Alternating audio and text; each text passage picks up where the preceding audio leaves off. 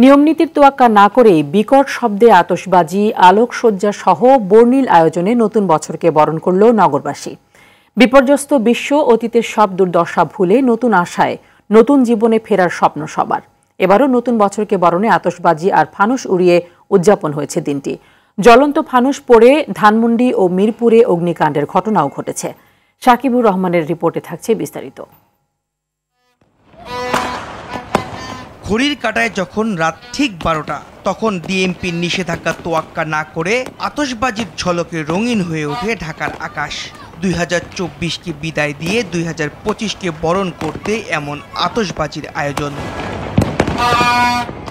আতশবাজি, মশাল মিছিল, পটকা ফোটানো ও ফানুস ওড়ানোর নিষেধাজ্ঞা থাকলেও মানতে দেখা যায়নি কাউকেই।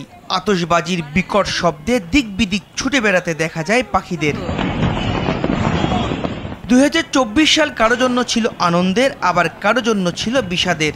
দুঃখ কষ্টকে পেছনে ফেলে নতুন বছরকে নতুনভাবে দেখতে চান সর্বস্তরের মানুষ। হঠাৎ করে গ্রাম থেকে এলাম ঢাকায় হ্যাপি নিউ ইয়ার পালন করতে। বিগত যে সালটা গেল ২০২৪ সাল, এটাতে আমাদের যেমন উত্থান আছে তেমন পতনও আছে। মানুষ আরও বেশি মানবিক হয়ে উঠুক ২০২৫-এ, এমন প্রত্যাশা সব শ্রেণী পেশার মানুষের। ঘটনাবহুল বছর ছিল।